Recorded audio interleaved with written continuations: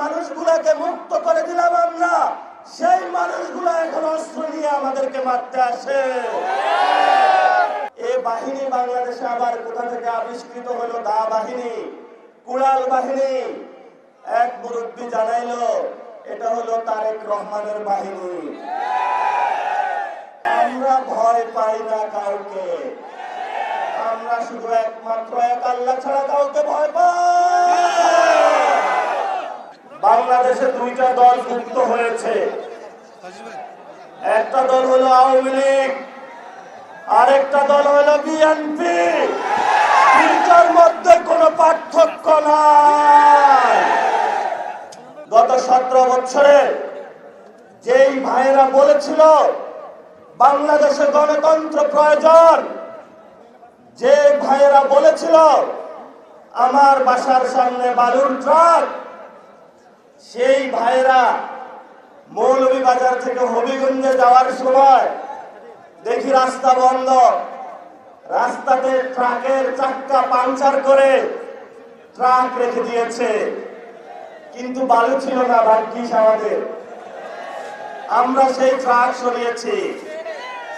তারপরে দেখি 400 পুলিশ যাইতে দিবে না। পুলিশের দিকে তাকায় দেখি যেই পুলিশ আওয়ামী লীগের আমলে যেইভাবে হলো হিংস্র চরিত্র নিয়ে দাঁড়িয়েছিল, সে একই পুলিশ আবার দাঁড়িয়ে আছে। পুলিশ ভাইদেরকে বললাম, আপনাদের যারা অফিসার, তাদের সন্তানরা বিদেশে পড়ে, রাতে স্থানীয় যারা এমপি, তাদের সাথে মাদকের ব্যবসা করে, সন্ত্রাস করে, দুর্নীতি করে, যারা পুলিশের সাধারণ সদস্য, তাদের সাথে আমাদের কোনো প্রবলেম নাই। 12-13 হাজার টাকা বেতন দেয়, সারা দিন দাঁড় করিয়ে রাখে, ফ্যামিলির কাছে যাইতে পারে না, তাদেরকে আমাদের উপরে লেলিয়ে দেওয়া হয়েছিল। একটু পরে গিয়ে দেখি রাস্তার মধ্যে ট্রাক্টর রেখে দিয়েছে, আমরা সেটাও অতিক্রম করলাম। এরপরে গিয়ে দেখি 500 পুলিশ পুরো রাস্তা ঘেরাও করে রেখেছে। তারপরে বিবিএন, তারপরে বিজেপি, তারপরে ছাত্র দলের গুন্ডা সন্ত্রাসী, যাদের সবার হাতে অস্ত্র এবং দা কুড়াল ছিল। ডান দিকে তাকাইলাম, সেখানেও দেখি তাদের হাতে অস্ত্র। বাম দিকে তাকাইলাম, সেখানেও দেখি অস্ত্র। চিন্তা করলাম এই বাহিনী বাংলাদেশে আবার কোথা থেকে আবিষ্কৃত হলো? দা বাহিনী, কুড়াল বাহিনী। এক মুরব্বী জানাইলো এটা হলো তারেক রহমানের বাহিনী। তারেক রহমানকে বলবো, বাংলাদেশে আপনাকে হয়তো গণতন্ত্র বেছে নিতে হবে, যদি সন্ত্রাস বেছে নেন জানিয়ে দিন, সকল সন্ত্রাসীদেরকে মোকাবেলা করতে আমরা প্রস্তুত আছি। বাংলাদেশে আমরা ভয় পাই না কাউকে, আমরা শুধু একমাত্র এক আল্লাহ ছাড়া কাউকে ভয় পাই। ওরা আমাদের ইট নিয়ে ভয় দেখায়, দা নিয়ে ভয় দেখায়। কি একটা অসভ্য জগতে এসে পড়লাম।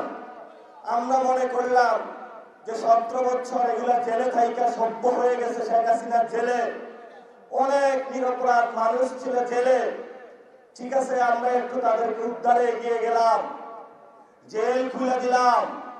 ওদের আগের যে খাসলত, হায়নার মতন চাপিয়ে পড়া, যেই মানুষগুলাকে মুক্ত করে দিলাম আমরা, সেই মানুষগুলা এখন অস্ত্র নিয়ে আমাদেরকে মারতে আসে। বাংলা কিউআর, যেখানে নগদ পেমেন্ট সেখানে। সারা দেশে 10 লাখেরও বেশি মার্চেন্টে নগদে পেমেন্ট করুন খুব সহজে। দুঃখের বিষয়, প্রিয় তারেক রহমান আসতে পারতেন না দেশে।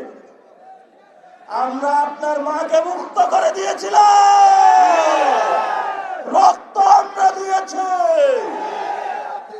আপনার মাকে সসম্মানে বাংলাদেশ থেকে বিদায় জানিয়েছিলাম আমরা।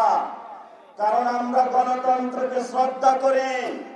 উনি বলেছিলেন ওদের হাতে গোলামীর জিঞ্জির, আমাদের হাতে স্বাধীনতার পতাকা।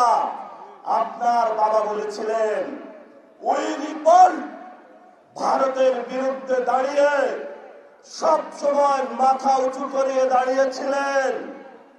আপনার কি হয়েছে? আপনার কি হয়েছে? সমস্যাটা আমাদেরকে একটু বলেন যে এই কারণে আমি সন্ত্রাসের পথ বেছে নিয়েছি। আমাদের উপরে যে হামলাগুলো হলো, তারেক রহমানের প্রত্যক্ষ মদতে হামলা হয়েছে।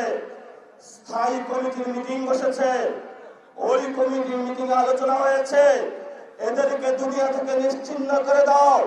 প্রিয় তারেক রহমান শুনে রাখুন, প্রিয় বিএনপি শুনে রাখুন, বাংলাদেশ উসমান হাদিকে নিশ্চিহ্ন করা হয়েছে। লক্ষ কোটি উসমান হাদি জন্ম করেছে, আমাদেরকে নিশ্চিহ্ন করে দেন। আজাদির কোটি কোটি সৈনিক রাজপথে নামতে প্রস্তুত আছে।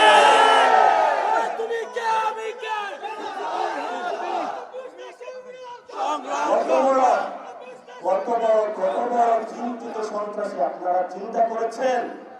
নির্বাচনের আগে আমরা বলেছিলাম তারেক রহমানকে 4টা পথ পরিহার করতে হবে।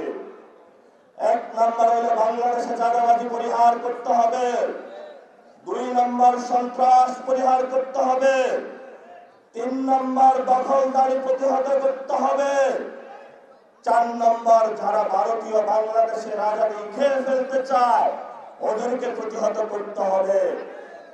যদি প্রতিহত করতে না পারেন, বলেন বাবারা ক্ষমতা চালাইতে আর পারি না, আজকে আপনি ইস্তফা দিয়ে দেন।